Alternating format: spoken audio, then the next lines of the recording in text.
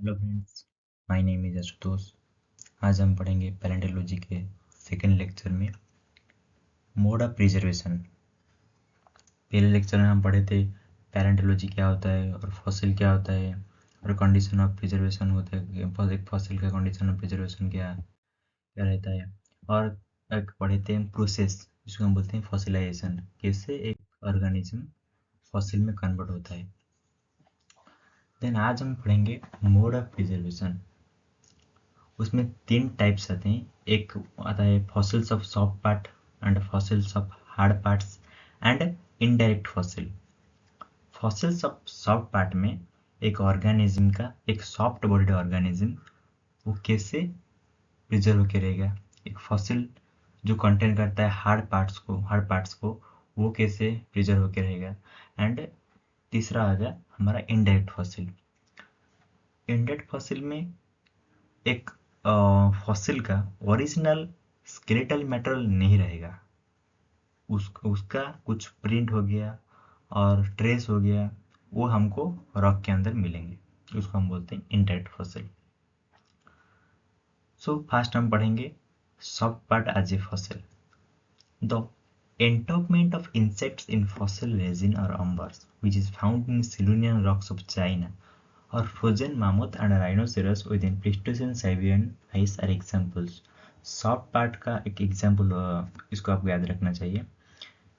देखो, एक इंसेक्ट्स हो गया और कुछ सॉफ्ट बॉडीड एनिमल हो गया। कि एक इसका एग्जाम्पल दिया है कि इंसेक्ट्स हो गया जो कि एक रेजिन के अंदर ट्रैप होके रह गया है। वो किधर मिलता है हमको? सिल्यूरियन रॉक्स में, रॉक्स के अंदर मिलता है इन चाइना। और एक एग्जाम्पल हो गया frozen mammoth and rhinoceros within Pleistocene. वो प्लीस्टोसिन के एज के अंदर मिलते हैं हमको राइनोसेरस एंड मामोथ। वो किधर मिलते हैं हमको? साइबेरियन आइस में मिलते हैं।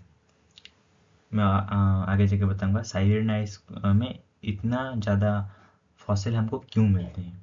जैसे कि देखो, एक फॉसिल का आउटर वूली स्किन हो गया और कुछ सॉफ्ट मस्कुलर इनर पार्ट्स हो गया, ब्लड्स हो गया, और last food taken by the animals are found and on decomposed condition. वो फॉसिल के अंदर जो लास्ट पार्ट, जो लास्ट फूड वो टेकन बाय द एनिमल्स, वो लिया था, वो जो खाया था वो ऑर्गेनिज्म, वो भी आपको मिल रहा है उस फॉसिल के अंदर। मतलब देखो, साइबेरियन आइस एक ऐसा एनवायरनमेंट है जिसमें एक फॉसिल वो ऑन डिकम्पोज्ड होता है, मतलब डिकम्पोज्ड नहीं होता है इजीली। उसको हम बोलते हैं नेचुरल रेफ्रिजरेटर, साइबेरियन आइस को। क्योंकि देखो, हमारे जैसे रेफ्रिजरेटर में आप खाना को प्रिजर्व करके रखते हैं, इसी तरह से साइबेरियन आइस में आपको भरपूर एक फॉसिल, मतलब फॉसिल का प्रिजर्वेशन तो मिलेगा आपको, क्योंकि वहाँ पर डिकम्पोज नहीं होता है इजीली, क्योंकि कोल्ड क्लाइमेट होता है ना। तो ज़्यादा से ज़्यादा जो फॉसिल होते हैं वो प्रिजर्व होकर इजीली रह जाते हैं। किधर में? साइबेरियन आइस में। और एक बात पढ़ेंगे हम। देखो, एक प्रोसेस है, मैं आपको बताऊंगा। दूसरा क्या? Hard part as a fossil. एक उसका दो टाइप से, एक unaltered hard parts and एक altered hard parts. Unaltered hard parts में हम क्या देखेंगे? एक ओरिजिनल स्ट्रक्चर और कंपोजिशन एक ऑर्गेनिज्म का और फॉसिल का, वो अनचेंज हो गया रहेगा, मतलब चेंज नहीं होगा फॉसिलाइजेशन के बाद भी। और ऑन ऑल्टर्ड हार्ड पार्ट्स में क्या आएगा? जो ओरिजिनल स्ट्रक्चर होगा, कंपोजिशन होगा एक फॉसिल का, वो चेंज हो जाएगा फॉसिलाइजेशन के बाद। So on altered hard parts में क्या आएंगे? जैसे मेनी एनिमल्स, उनके पास वो कंपोस्ट हार्ड पार्ट्स होते हैं, वो कंपोस्ट होता है कि इनऑर्गेनिक मैटर से। एंड जैसे कि कुछ कंपोजिशन आ गया, पहले कैल्साइटिक एंड एरागोनाइटिक कंपोजिशन हो गया, वो हमको किस में मिलते हैं? Most common with in invertebrate exoskeleton, जैसे कि कोरल्स हो गए, ब्रैकियोपोड्स हो गए, मोलस्का हो गया एंड एकेंड्रन हो गए। इस एग्जाम्पल्स को आपको याद रखना चाहिए। और एक कंपोजिशन आ गया फॉस्फेटिक कंपोजिशन, वो हमको मिलते हैं वर्टिब्रेट बोन्स के अंदर। देन आ गया सिलिशियस कंपोजिशन एक, वो मिलते हैं हमको skeleton of radiolarians, sponges and also some planktic algae जैसे कि diatoms, and organic hard parts which are composed of chitin जो हमको मिलते हैं आर्थ्रोपोड्स के अंदर, और हो गए केराटिन, सेलुलोज एंड बार्क। इसे हमको कंपोजिशन मिलते हैं वेराइटीज ऑफ ऑर्गेनिज्म के अंदर, इसको आपको याद रखना चाहिए। ये हो गया किसका, अनअल्टर्ड हार्ड पार्ट्स का, मतलब उसका कुछ स्ट्रक्चर और कंपोजिशन चेंज नहीं होगा, अनचेंज ही रहेंगे। दूसरा आएगा अल्टर्ड हार्ड पार्ट्स। एक और फॉसिल, वो उसका स्ट्रक्चर और कंपोजिशन, उसका कंपोजिशन मेनली कंपोजिशन चेंज होगा after fossilisation.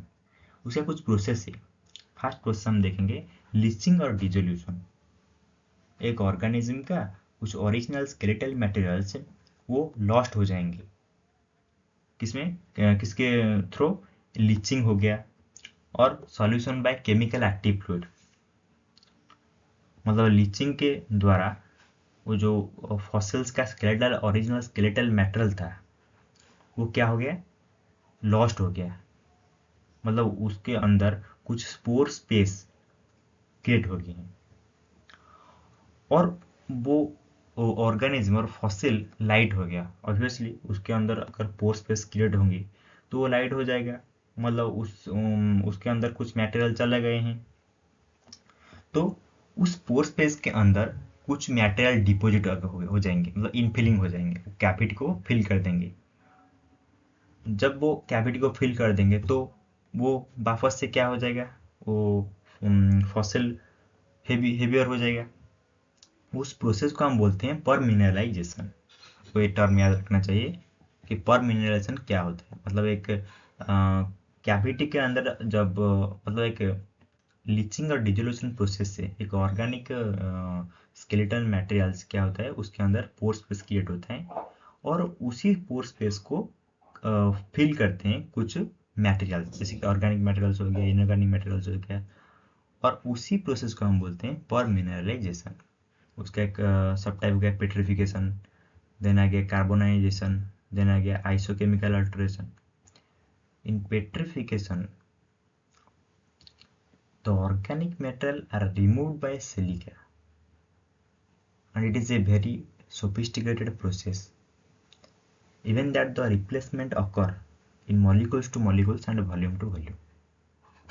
So in this case original structure remain unchanged, and the composition only change। इस लाइन को आपको समझना चाहिए क्या बोल रहे हैं, मतलब देखो इस प्रोसेस के अंदर हमको वो ओरिजिनल स्केलेटल मटेरियल जो उसका स्ट्रक्चर था हमको उसमें कोई चेंजेस नहीं मिला, बट उसका कॉम्पोजिशन चेंज हो गया। जो पोर स्पेस था उसके अंदर कुछ इनऑर्गेनिक मटेरियल हो या ऑर्गेनिक मटेरियल हो, जब वो फिल हो जाएंगे तो उसका कॉम्पोजिशन ऑब्वियसली चेंज हो जाएगा।